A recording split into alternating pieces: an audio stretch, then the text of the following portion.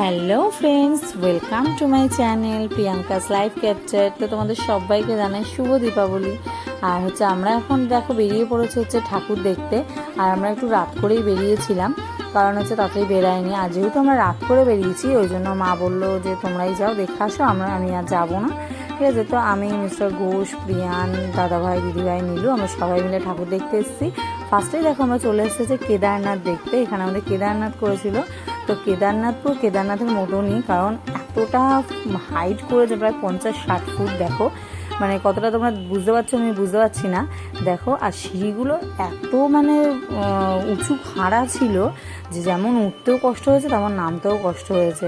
তো প্রিয়ানকে নিয়ে প্রিয়ানের পাপাই উঠেছিল, কারণ আমি পারিনি উঠতে। আর আমি শাড়ি পরাছিলাম বলে আমার আরও কষ্ট হয়েছে। ঠিক আছে, অনেকটাই দেখো সবাই উঠছে আর নামছে, খুবই অসুবিধা হয়েছিল।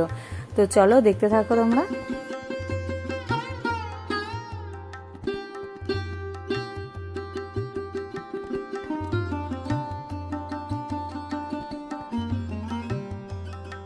তো দেখো আমরা উপরে চলে এসেছি। তা আমি ওইটা দেখাতে পারিনি যে সিঁড়ি দিয়ে যে উঠছি, কারণ ফোন তো এমনি উঠতে পারছিলাম না, তো ফোনটাও নিতে পারিনি, ওইভাবে দেখাতে পারিনি, ওই জন্য।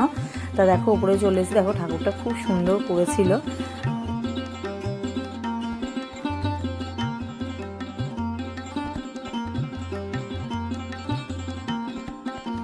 উপরে প্যান্ডেলটা প্যান্ডেলের ভেতরটা খুব সুন্দর করেছিল। ঠিক আছে, আর বাইরেটাও খুব সুন্দরই লাগছিল। তা দেখো এই যে আমরা এখন বেরিয়ে যাব, হয়ে গেছে আমাদের দেখা। আর তোমাদের আমি সিঁড়ির অবস্থাটা দেখাচ্ছি, কীরকম অবস্থা, এত খাড়া, নামতেও হেভি কষ্ট হয়েছিল। মা একদিকে আসেনি, ভালো হয়েছে, নাহলে মায়ের নিচে দাঁড়িয়ে থাকতে হতো, মাও উঠতে পারতো না এত ওপরে।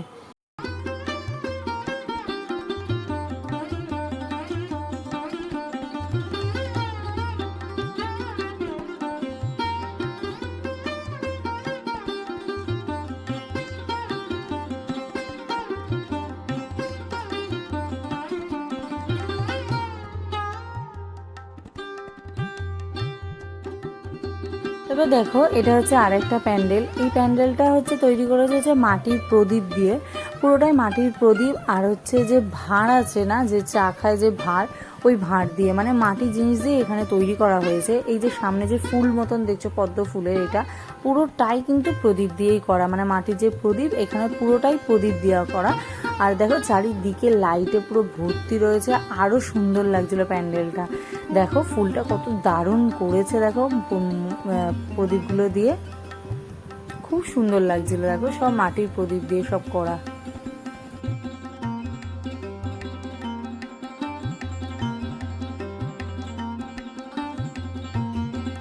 এবার আমরা প্যান্ডেলের ভেতরে ঢুকছি। তো চলো দেখো প্যান্ডেলের ভেতরটা দেখো দারুণ করেছে, খুবই সুন্দর। দেখো ওপরটা লাইটগুলো তো দারুণ লাগছে। আর দেখো কাজটা দেখো, পুরো কিন্তু মাটির প্রদীপ আর ওই ভাঁড় দিয়ে কিন্তু কেউ বুঝতেই পারবে না, কত সুন্দর নিখুঁত পুরো কাজ। আর এই যে মা কালীকে দেখো কত সুন্দর লাগছে, বেশ বড় ছিল কিন্তু ঠাকুরটা। আর দেখো মায়ের ডান দিকে রয়েছে বিবেকানন্দ আর মা শারদা, আর মায়ের বাঁদিকে রয়েছে রামকৃষ্ণ আর বামাখ্যাপা, দুই দিকে এনারা রয়েছে। দেখো কত সুন্দর লাগছে, মায়ের মুখটাও খুব সুন্দর করেছিল, আর অনেকটা বড়ও ছিল ঠাকুরটা।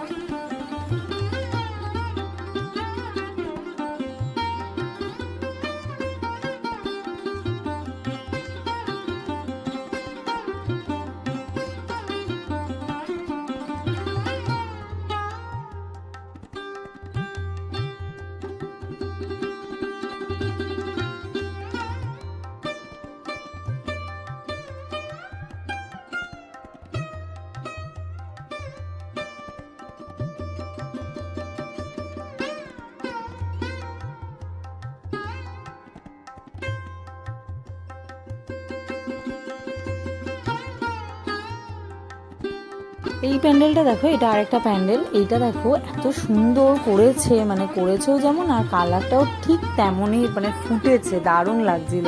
সাদা আর গোলাপির মধ্যে, হালকা গোলাপির মধ্যে এত সুন্দর লাগছিল। মানে বাইরে তার মধ্যে লাইট সেট করা ছিল, আরও সুন্দর লাগছিল। আমার বাইরে থেকে পুরোটা মানে হেভি লাগছিল মানে প্যান্ডেলটা। এবার চলো আমরা ভেতরে যাই, ভেতরে গিয়ে তোমাদের দেখাচ্ছি ঠাকুরটা।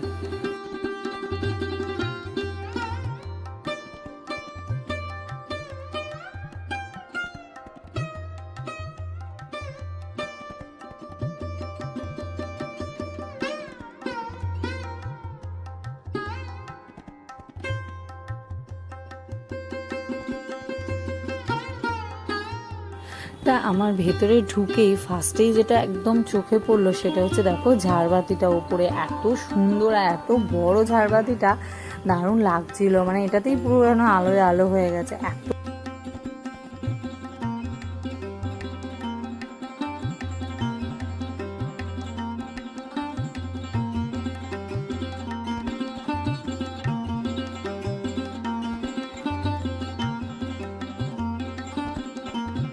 প্যান্ডেলের ভেতরের কাজও খুব সুন্দর করেছিল। তো চলো এবার ঠাকুরটা দেখাই তোমাদের। ঠাকুরটাও খুবই সুন্দর করেছিল। এক সাইডে পয়লা বৈশাখ করে, মানে পয়লা বৈশাখে রেখেছিল, এক সাইডে রথ মানে নিচে ওর করে রেখেছিল। বেশ ভালো লাগছিল, ঠাকুরটা খুবই সুন্দর করেছিল।